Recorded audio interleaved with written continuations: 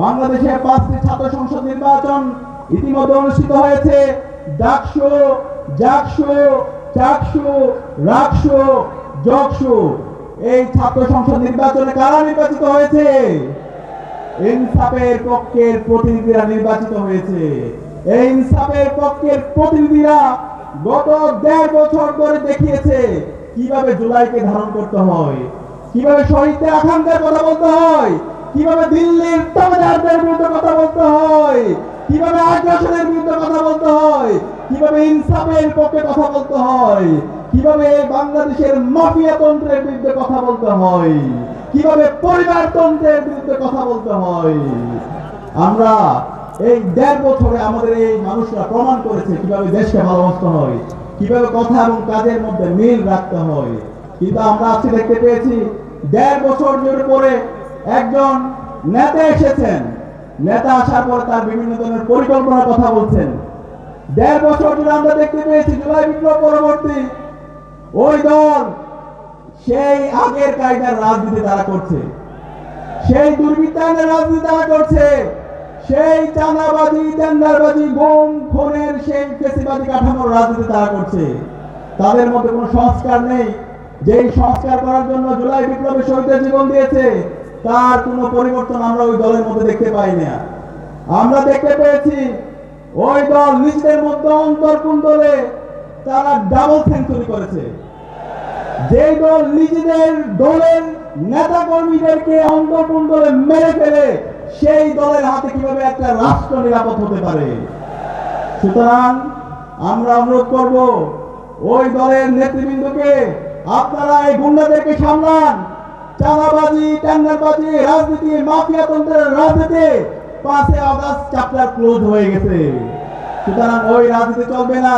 ইতিমধ্যে ছাত্ররা জানিয়ে দিয়েছে তাদের অবস্থান।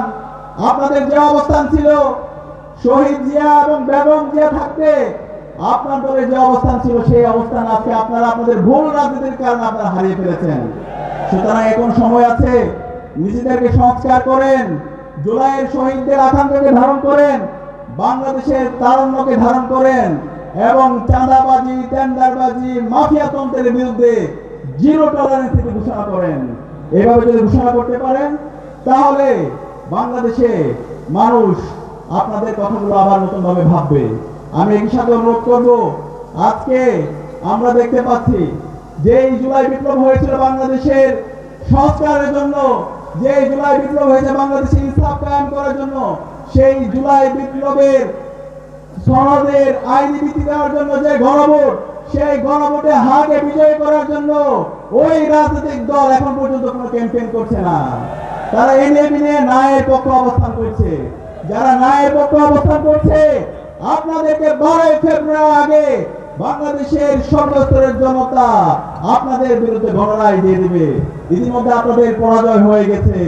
সুতরাং আমাদের যারা আজকের ছাত্র জনতা এখানে উপস্থিত হয়েছেন আপনাদের অনুরোধ করব, আগামী 12 ফেব্রুয়ারি যে নির্বাচন হবে সেই নির্বাচনে আমরা যে 2টা ভোট দিব, একটা হচ্ছে গণভোট। সেই গণভোটে হায়ের পক্ষে আমাদের প্রত্যেকটা জায়গায় ক্যাম্পেইন করতে হবে। আমরা কি পারবো ইনশাআল্লাহ? হ্যাঁ মানে হলো বাংলাদেশ, হ্যাঁ মানে হলো ইনসাফ, হ্যাঁ মানে হলো আজাদি, না মানে হলো গোলামি। আমরা গোলামি চাই না, আমরা আর কোনো মাফিয়া তন্ত্র চাই না, আমরা কোনো চাঁদাবাজি টেন্ডারবাজি চাই না। একই সাথে এই হায়ের সাথে আমাদের দাঁড়িপাল্লার পক্ষে আমাদের ক্যাম্পেইন করতে হবে, আমাদের ইগলের পক্ষে ক্যাম্পেইন করতে হবে, আমাদের শাপলা কলের পক্ষে ক্যাম্পেইন করতে হবে, আমাদের 11 দলীয় জোটের যে প্রার্থীরা আছে তাদের পক্ষে ক্যাম্পেইন করে বাংলাদেশে ইনসাফের পক্ষে আমাদের যারা প্রতিনিধিরা আছে আগামী 12 ফেব্রুয়ারি ভূমিদল বিজয়ের মাধ্যমে ইনসাফের প্রতিনিধিদেরকে বিজয় করে নিয়ে এসে ডাক্তার শফিকুর রহমানকে রাষ্ট্রনায়ক করার মাধ্যমে বাংলাদেশের গত 55 বছরে যে বঞ্চনা তৈরি হয়েছে, যে জুলুমতন্ত্র তৈরি হয়েছে, যে মাফিয়া তন্ত্র তৈরি হয়েছে তার কবর রচনা করতে হবে। আমরা কি পারবো ইনশাআল্লাহ? ইনশাআল্লাহ। ইনকিলাব জিন্দাবাদ।